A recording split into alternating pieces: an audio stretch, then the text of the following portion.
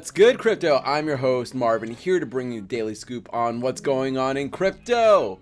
Monday through Friday, we come here to educate ourselves when it comes to investing in crypto. So if that's something that you like, make sure to tune into the channel, comment, like, and subscribe, all that good stuff. And if you want to follow me on the socials, head over to Instagram or Twitter at Media by Marvin. I'm always on there commenting, liking, tweeting, all that good stuff, posting my daily life, and you guys can connect with me. I'm trying to become like an NFT artist too.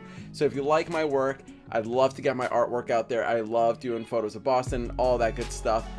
So that would really mean the world to me if you guys please could do that and show me some love there. So let's talk about what happened. So yesterday we see that after a boring day, Bitcoin was just hanging out at the $47,000 level. It really wasn't doing much at all.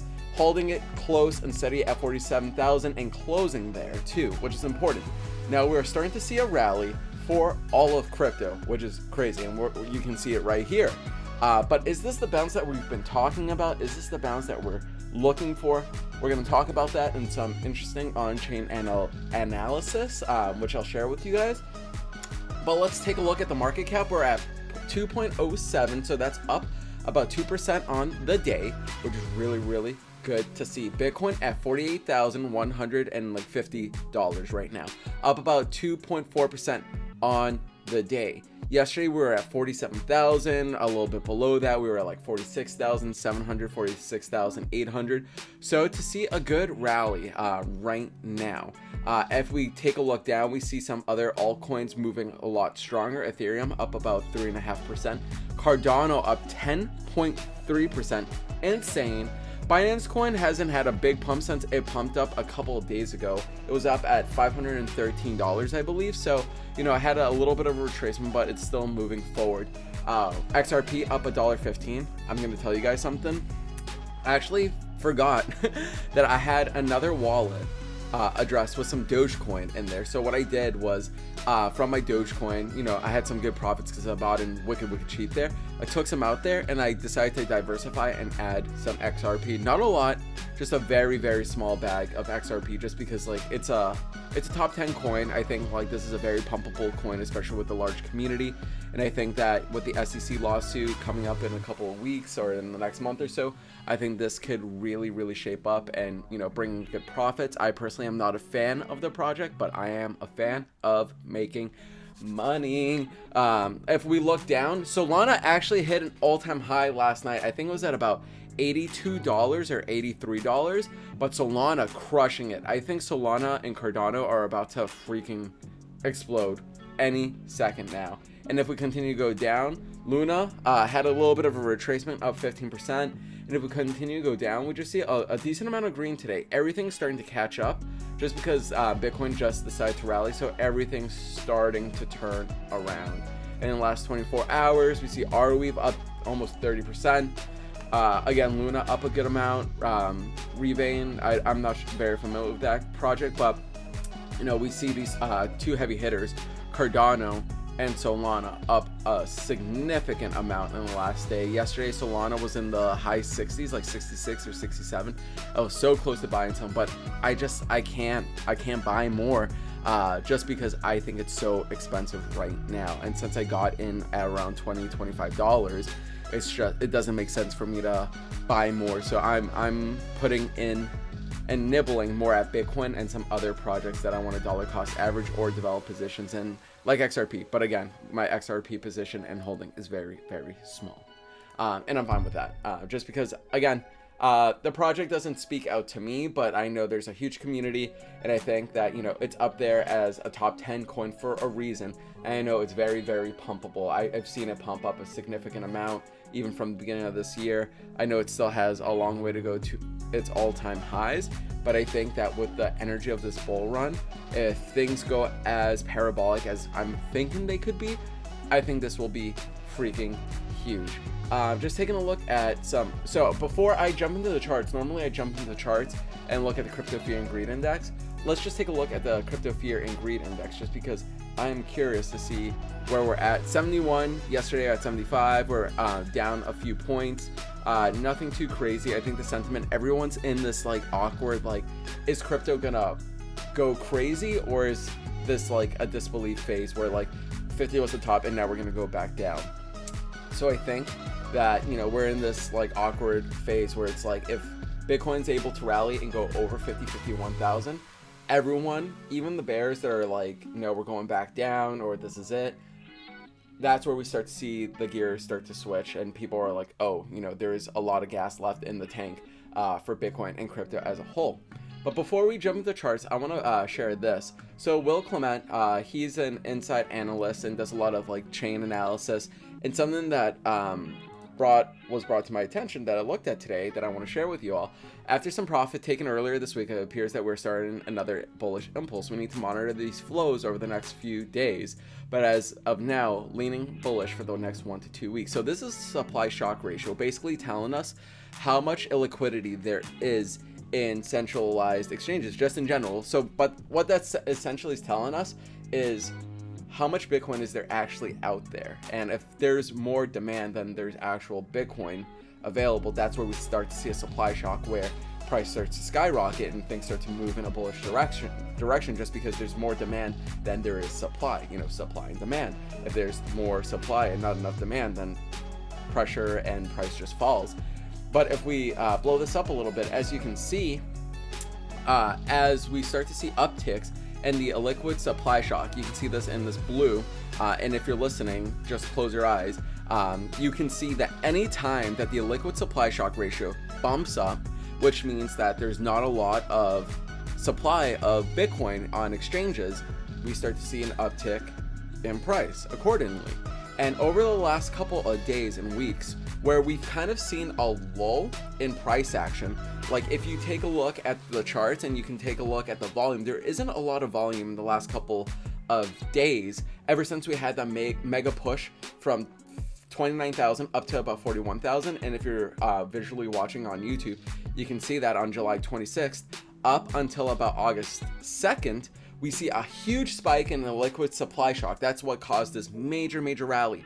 And then after that, we kind of go into a lull. People are not certain whether or not they want to purchase and buy into Bitcoin. So Bitcoin prices aren't essentially going to go up. They're just kind of on the sidelines waiting to jump in. And if you can see here, over the last couple of weeks, this goes alongside with the lack of volume. There hasn't been a lot of volume and action going on in the markets just because everyone's uncertain on what the market is going to do. So the supply and demand kind of like chilled out for the last couple of weeks, and now what we're starting to see is an uptick in a liquid supply shock, meaning that as the a liquid shock supply shock ratio ticks up, price is going to tick up, and that's a part of the reason why I think we're starting to see some of this price action take place over too. And also today is futures expirations. So I think the max pain point was like $42,000 or $46,000, and then on the other side it was like $50,000. But that all ended today. And typically when we see expirations for futures contracts, there's a lot of supply pressure or a lot of price suppression in the market. And that's kind of like why I think that yesterday it was so boring. Yesterday was, you know, the bears are trying to push us down, and the bulls are like, no, we don't want to go down. We don't want to go nowhere. I'm staying where I want to stay. You know what I'm saying? So, like, if you take a look at yesterday's price action on the 1 hour chart, we were literally just wicking down 46,200. That's as low as we got. I didn't even realize that. I didn't see that yesterday, but we wicked down a couple times into the high 4600s. But 46,000 just in general is a very like active zone. You can see over the last couple of weeks and months that we've just had a lot of price action in the $46,000 range. It was a large area of resistance for us to get over, and now we're flipping that into support. So what we're seeing is a lot of healthy price action, in my opinion. The fact that we were able to turn $46,000, which we have never really tested as support previously, in creating that support, is telling me that, you know, we're staircasing our way up to higher price action or price points, which is healthy. We want to do it in a sense where we're going up, testing support, continuing to go up. That way, should, you know, Bitcoin get rejected again from 50,000 or 51,000, instead of going to 46,000 or, 42,000 that we know is a high area of support, we'll go down to 46,000. So we want that. And that's part of the reason why we kind of fell in May, because we never really had a chance to test new levels of support. We were just on this ongoing rally from November up until May. So the fact that we are testing these areas of support is huge. Now, in the short term, what do I want to see? Right now, you can still argue that we are in this descending channel. We are going down. Ever since the 23rd of August, when we hit 51,000, we've been going down. What I would love to see is for us to create a new local high, and that would be, and if we could close over $49,350. The fact that we're at $48,400 right now is really, really good. That's speaking to me. Or $48,327. That is looking good. But we really want to continue to push forward and get over this $49,000 region. Because the last thing we want to do is create another lower high and continue going down. I mean, we can really continue to do that even down to the $46,000 range. But I would love to avoid that. I would just love to see price go up personally. And just taking a look at, the days prior and just looking at the overall trends, and we've pointed this out earlier, we see this formation where we have a great rally, have a couple of days of pullbacks, then we continue the rally, couple of days of pullbacks, rally, pullback, rally, pullback. Could this be the rally? I think that there is strong reasoning to think so. I think the fact that futures expirations are over, which was a large suppression for yesterday especially, and now that they're over, I think we may be clear to move into a solid rally. Clear this level. Maybe today we don't hit 50,000, but maybe this weekend we could see a $50,000 region or a $50,000 Bitcoin. And once we're able to get over 50,000 and start solidify that as new support, I think the sky is the limit for Bitcoin. And then, we'll probably start heading into 50 to 55,000 in the next week or so. But let me know what you think in the comments below. Do you think we are clear? Do you think this is the rally that we've been looking for? Or do you think this is just a relief rally? My gut is telling me that this may be the new local bottom or new lower high, and we're going to continue to rally upwards.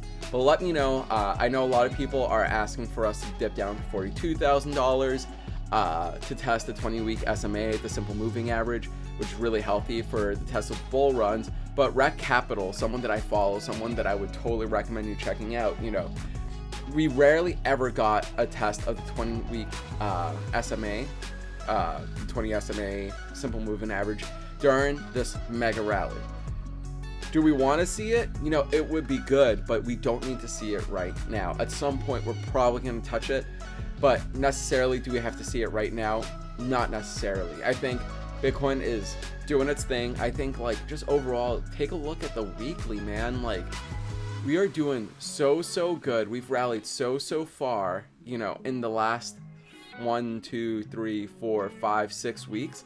This small red candle is nothing, and if we're able to actually turn this red candle of this week, if we're able to turn that into a bullish candle, woof, the bears are screwed.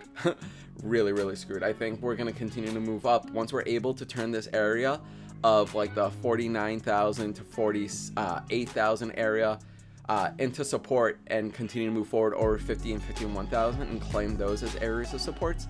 I think the next area of contention we're probably going to see is 57,000 to 56,000, just because there was so much price action there while we were in the midst of the bull run last time. We hovered there, and this is on the weekly too. We spent a couple of weeks within that area. We made a lot of major wick downs into the 50,000s and $46,000 region. So I think where we closed a lot and opened the week between 56 and 57 is going to be the next area of contention after the $51,000 region, in my humble opinion. But let me know what you think in the comments below. I'm really excited. It's good to see that the market is starting to like move in the right direction. You know, sentiment changes just like that. It's so fast. It's insane. But we'll keep an eye on things. Again, I would really like to see Bitcoin over 49,000 and close that either today or tomorrow. It doesn't necessarily have to be today, but you know, if we're able to develop a large engulfing candle today, which means like today's candle is larger than yesterday's, if we're able to even get up there, I think that is a very bullish indicator. But I would like to see us get over 49,000 either today or tomorrow. Bitcoin could rally up even higher. Bitcoin does what Bitcoin wants. And keep in mind, these pullbacks have been, in my opinion, I'm still new in the crypto sphere, and like, you know, I was there during the crash of this May. Like, I was butthurt. It was really, really rough. But you know what? Diamond hands, and DCing. These pullbacks are so tame, in my opinion. We've only had, the worst pullback was really towards the beginning of the run, which was at the end of July going into August. We had a pullback from 42,000 down to about 37,000. That's about a 10 to 11% pullback. But you know, we've seen pullbacks, you know, if we go back into the real bull run, you know, we see pullbacks from 52,000 all the way down, or excuse me, 57 to 52, like 10% in the course of the week. Like on a weekly pullback, you know, we're talking about way more aggressive moves. Like we wicked up from, let's take a look. Yeah, like from 57,000 and wicking down all the way to 43,000. That's like a 25%, you know, retracement. And then on the daily, like they get very, very aggressive. So these, you know, 4 to 8% pullbacks aren't really that bad. So when in doubt, zoom out. You know, it's always to have some good perspective of it all. And there's just so much good bullish news. I'm sure maybe some of you guys have heard about Bitcoin adopting, let me just see, Bitcoin, Cuba looking to adopt Bitcoin. This is really, really cool.